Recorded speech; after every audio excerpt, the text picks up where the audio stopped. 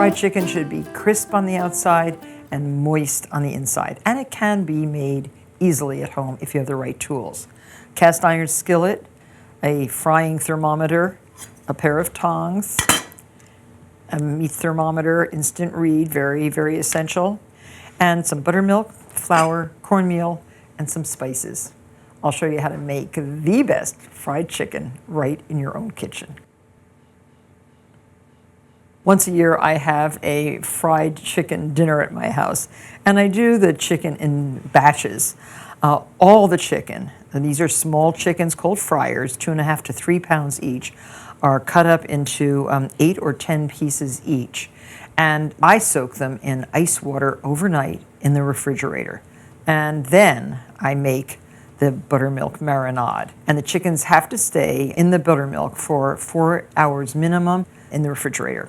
Buttermilk lends a subtle tanginess to the chicken because it contains lactic acid, and it also has a nice tenderizing effect on proteins.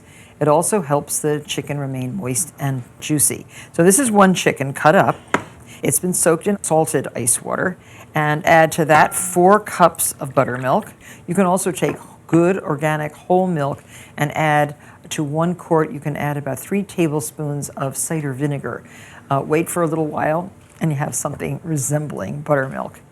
2 tablespoons of salt, 1 teaspoon of black pepper, and 1.5 tablespoons of dry mustard as a good sharpness to the mix, and 1 teaspoon of cayenne. Kind of wonderful ingredient. And just mix this all up. The chicken's going to stay in here, as I said, 4 hours or up to overnight. Cover with a bit of plastic wrap and put into the refrigerator. So now 1 hour in advance of frying, remove the chicken from the marinade onto a rack. Let the chicken dry on the rack for 1 hour. Now this has been dried. You can see it's still tacky, but much drier than this chicken. And now for the dry coating. 1.5 cups of all-purpose flour. Now I'm just using a bag. This is so easy. And 2 or 3 tablespoons of yellow cornmeal. Cayenne pepper, like half a teaspoon. And 1 teaspoon of black pepper. This is very similar to what my friends down in Amarillo, Texas coated their chicken with, and 1 teaspoon of salt. Shake this up, and now drop the chicken in. So put 3 or 4 pieces of chicken in the bag, and shake.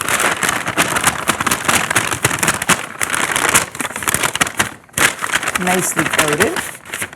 And when I was making fried chicken for great big crowds, I would do lots and lots of chickens, and you see how nicely the flour is adhering? Putting the pieces into the flour is called dredging.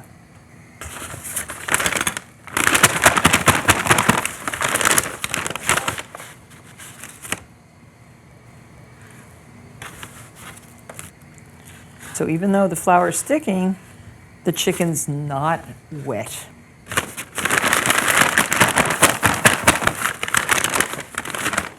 Now there's plenty of flour in here that can be used to coat that other chicken, but it has to dry for 1 hour. Set that aside, and we're ready to fry. If the oil is the right temperature, don't fry if a cube of bread doesn't turn golden brown in a minute or less. But my thermometer is telling me at 330 degrees that it's not quite ready. 340, oh, we're getting ready. So put the dark meat in first.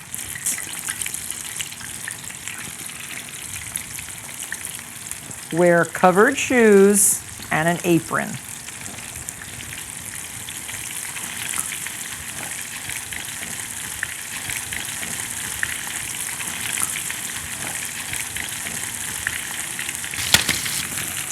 Now, just take your thermometer out of the foil and cover this for 4 minutes on each side.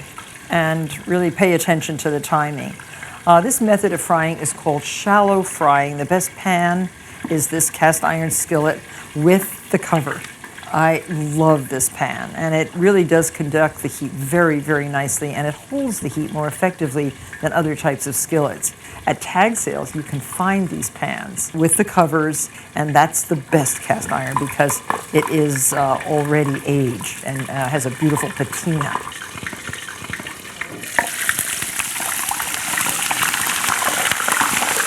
Oh, it looks so good.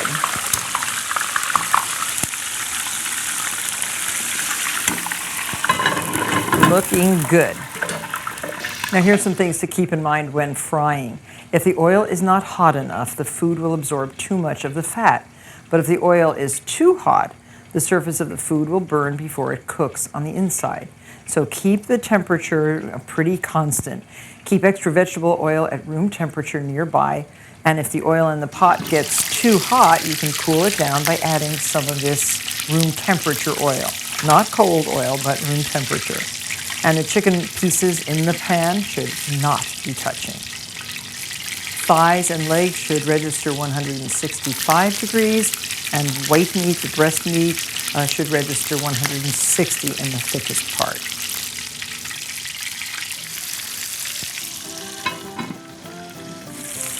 Well, the first chicken's all done.